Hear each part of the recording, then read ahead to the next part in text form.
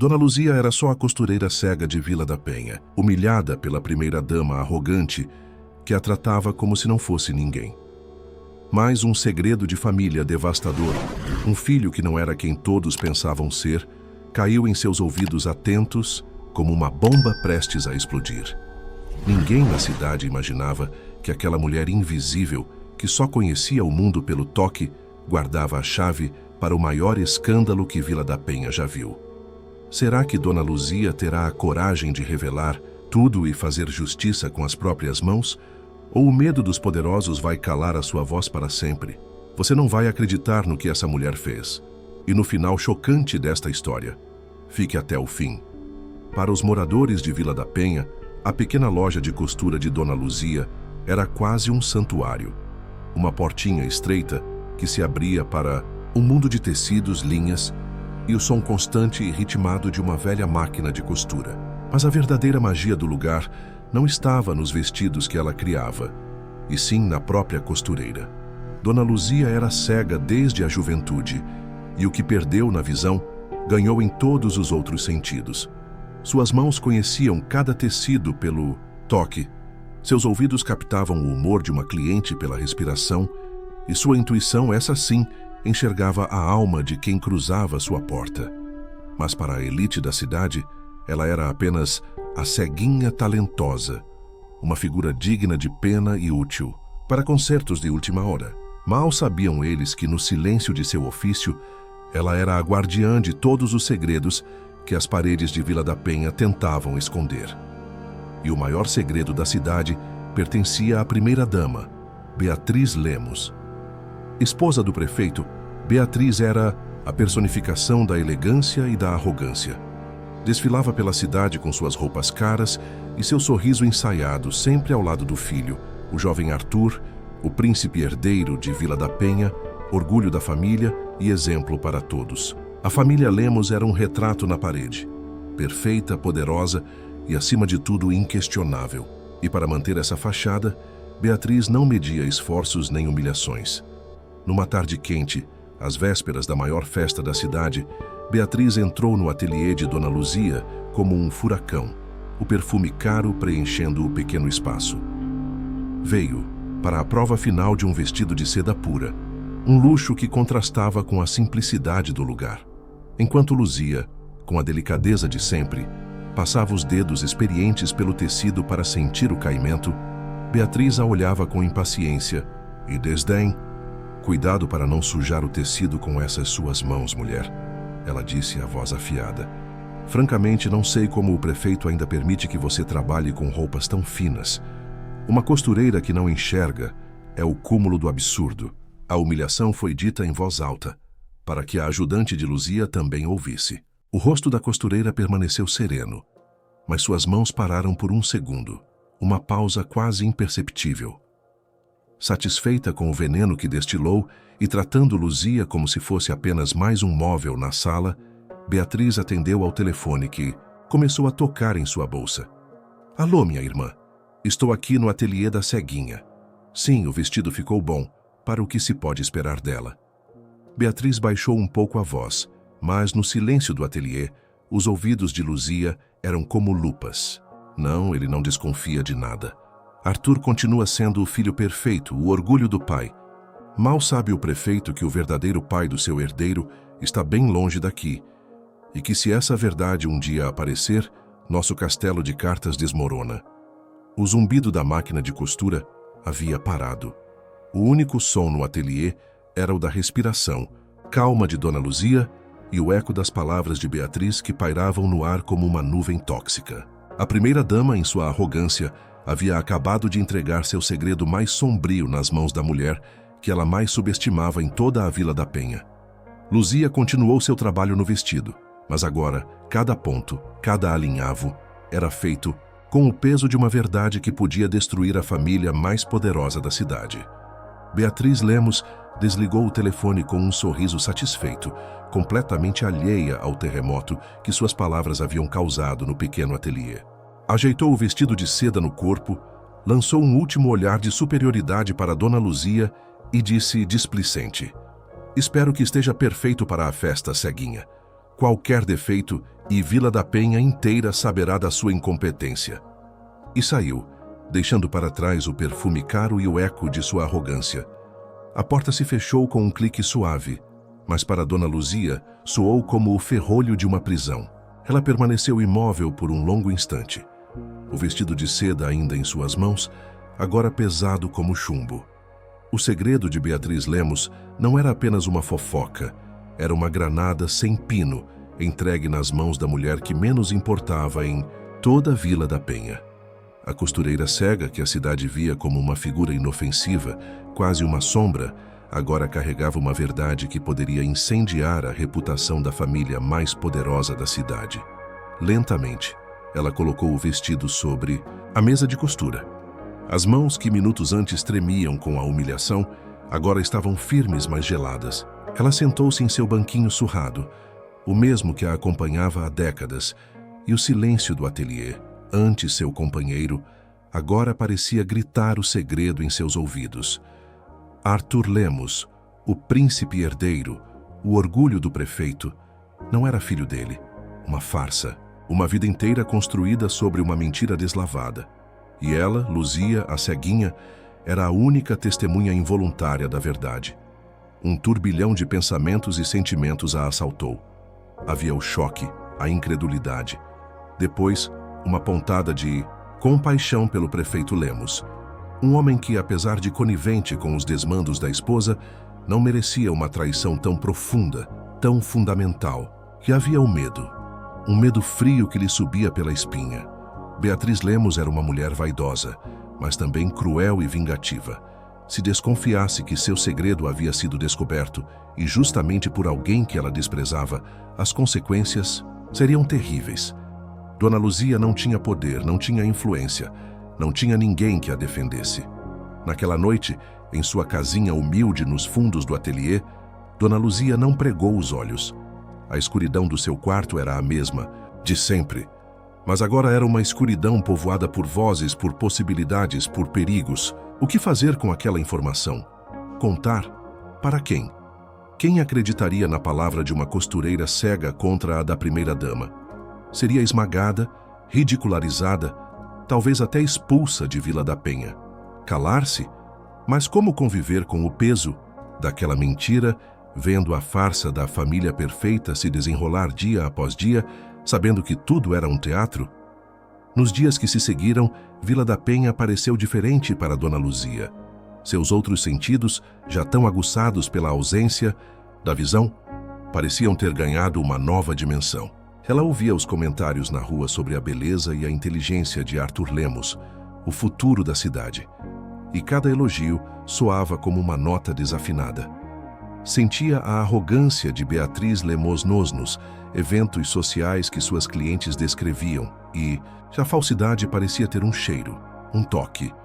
O segredo era uma brasa viva em suas mãos, doloroso de segurar, perigoso de soltar. Por ora ela decidiu observar, ouvir, sentir o pulso da cidade e esperar. Porque uma coisa ela aprendera com os anos de ofício. Assim como um tecido mal cortado, uma mentira, por mais bem costurada que seja, um dia, inevitavelmente, começa a descosturar pelas bordas. Os dias em Vila da Penha seguiram seu curso, mas, para Dona Luzia, o mundo havia ganhado uma nova textura, um novo som. O ateliê continuava a receber o fluxo constante de clientes. Os tecidos ainda deslizavam por suas mãos com a mesma familiaridade, mas agora, cada conversa, cada fofoca sussurrada, cada risada ou lamento que ecoava entre aquelas paredes parecia carregar um significado oculto.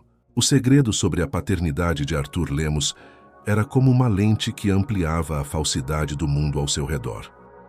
A festa da padroeira, o evento mais aguardado de Vila da Penha, se aproximava. A cidade se enfeitava e o nome de Beatriz Lemos estava em todas as conversas, seja elogiando sua dedicação na organização, seja criticando em voz baixa seus excessos e sua vaidade. Dona Luzia ouvia tudo. Ouvia como Beatriz exigia o melhor de tudo e de todos, como tratava os fornecedores mais humildes com desdém, como usava a festa para se promover, e ao filho, a Arthur, que seria o príncipe do baile principal. Cada palavra reforçava a imagem da primeira-dama como uma rainha em seu castelo de mentiras. Foi durante esses dias de preparativos que a gota d'água para a paciência já desgastada de Dona Luzia transbordou. Uma jovem aprendiz do ateliê, Ritinha, uma menina pobre e sonhadora que Luzia havia acolhido e ensinava o ofício com carinho, cometeu um pequeno erro em uma das encomendas secundárias para a festa. Um detalhe em um bordado que mal se notava. Beatriz Lemos, ao inspecionar pessoalmente cada peça, fez um escândalo desproporcional. Humilhou Ritinha na frente de todas as outras costureiras. Chamou-a de incompetente, de cega, uma ironia cruel dirigida indiretamente a Luzia, e ameaçou não pagar por todo o lote de enfeites. Dona Luzia, que até então apenas observava a cena com o coração apertado, não se conteve. Com a voz calma, mas firme como o granito da serra, ela interveio. Dona Beatriz, a menina errou, sim, mas um erro se conserta. Humilhação não costura a dignidade de volta. Beatriz virou-se para ela, os olhos fuzilando. E quem é você para me dar lição de moral, ceguinha? Cuide das suas agulhas e não se meta onde não é chamada. Ou prefere que eu cancele todas as encomendas desta pocilga? A ameaça pairou no ar, pesada. Ritinha chorava baixinho. As outras costureiras baixaram a cabeça. Mas Dona Luzia não se encolheu. Algo dentro dela, uma força que ela mesma desconhecia, a fez erguer o queixo. Esta pocilga, como a senhora diz, alimenta famílias, Dona Beatriz. E a dignidade do nosso trabalho não está à venda pelo seu capricho. Naquele instante, uma decisão silenciosa se formou no coração de Dona Luzia. Aquela mulher não podia continuar reinando sobre Vila da Penha, esmagando os mais fracos sob o peso de sua arrogância e de suas mentiras. O segredo que ela guardava não era mais apenas um fardo, era uma arma.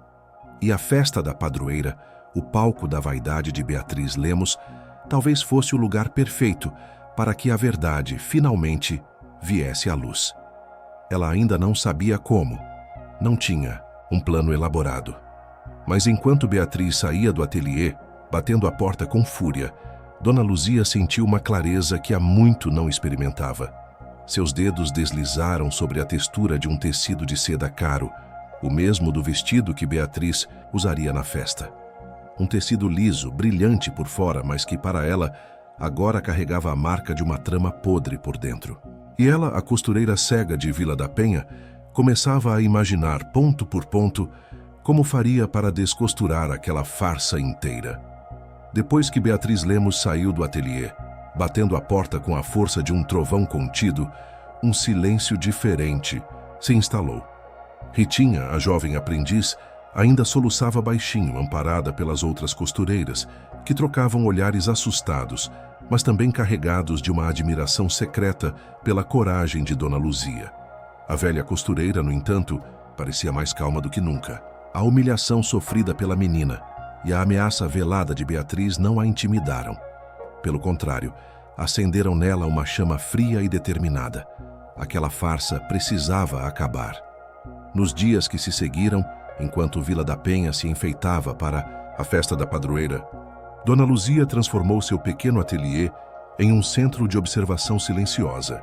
Seus ouvidos, já tão apurados, tornaram-se radares, captando cada sussurro, cada comentário sobre a família Lemos.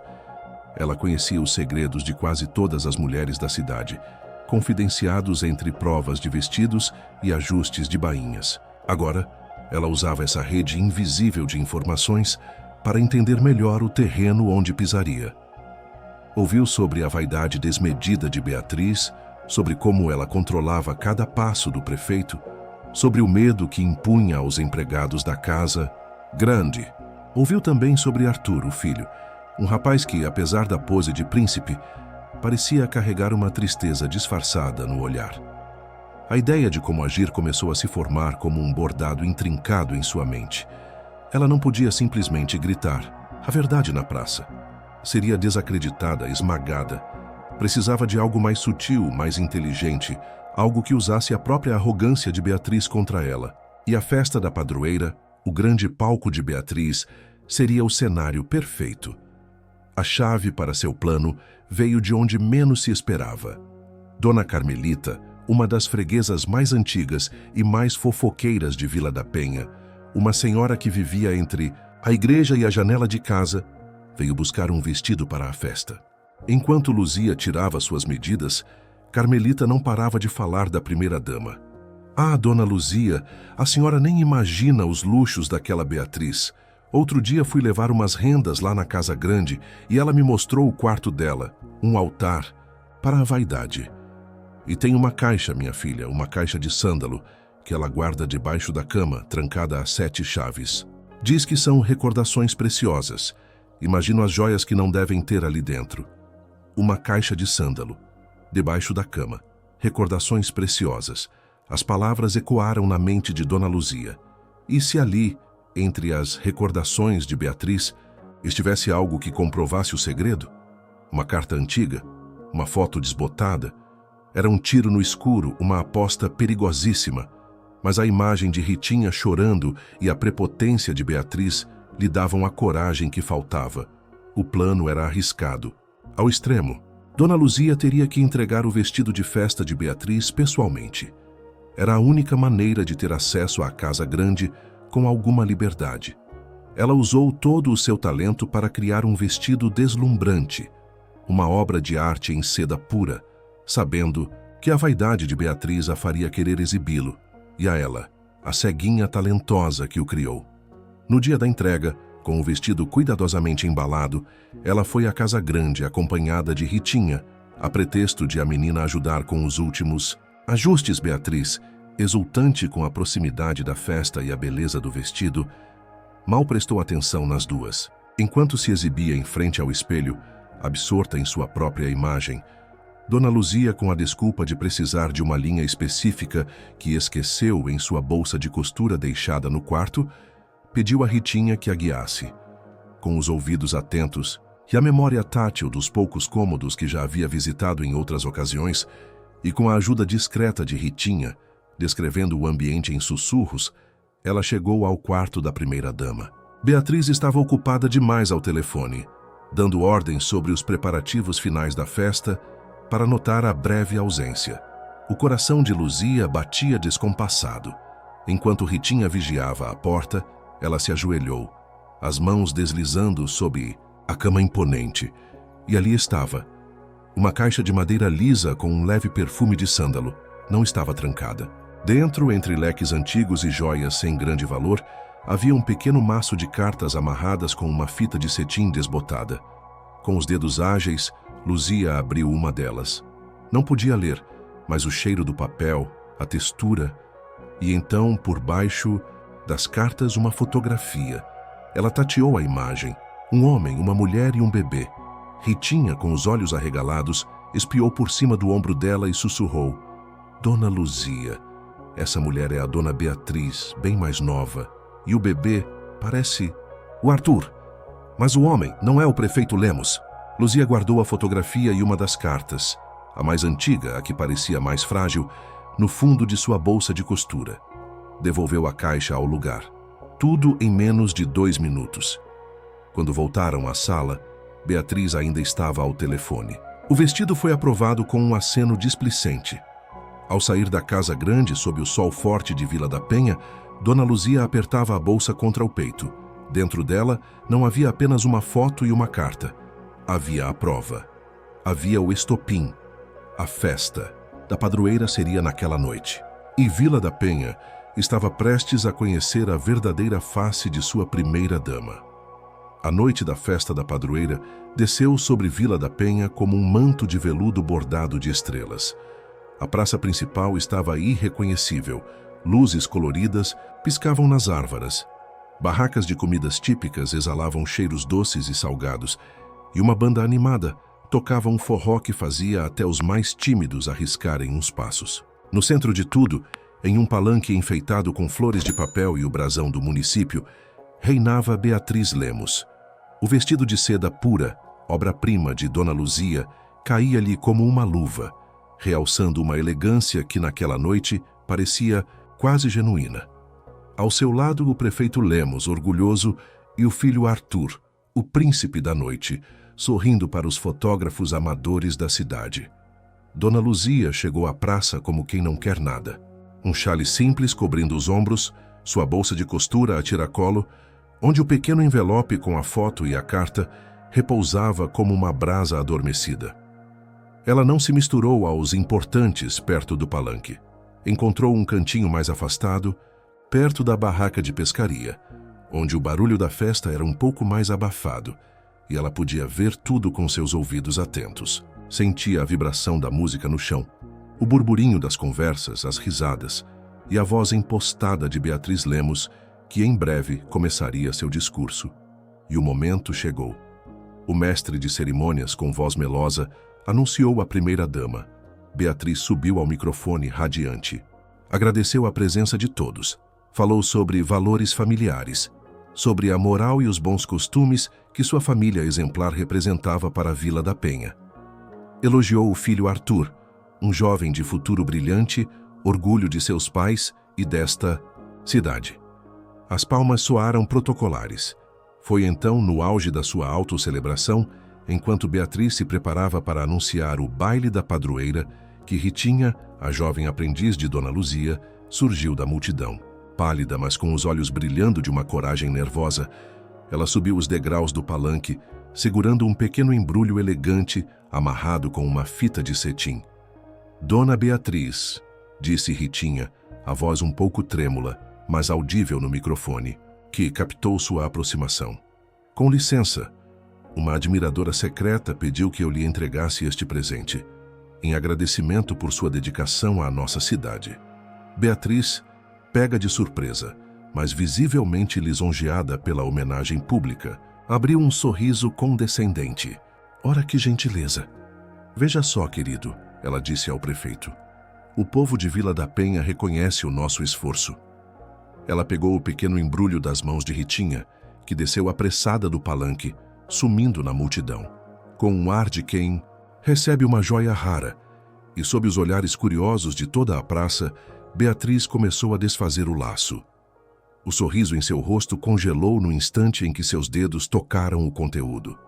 Primeiro, uma fotografia antiga, desbotada. Ela tentou escondê-la rapidamente, mas seus movimentos eram bruscos demais. O prefeito Lemos, ao seu lado, franziu a testa, curioso. O que foi, meu bem? E então, uma carta, também amarelada pelo tempo, escapou dos dedos trêmulos de Beatriz e flutuou até o chão do palanque, bem aos pés do prefeito. Ele se abaixou para pegar. Beatriz soltou um pequeno grito sufocado, tentando impedi-lo, mas era tarde demais. O prefeito Lemos apanhou a carta e, intrigado, começou a ler as primeiras linhas.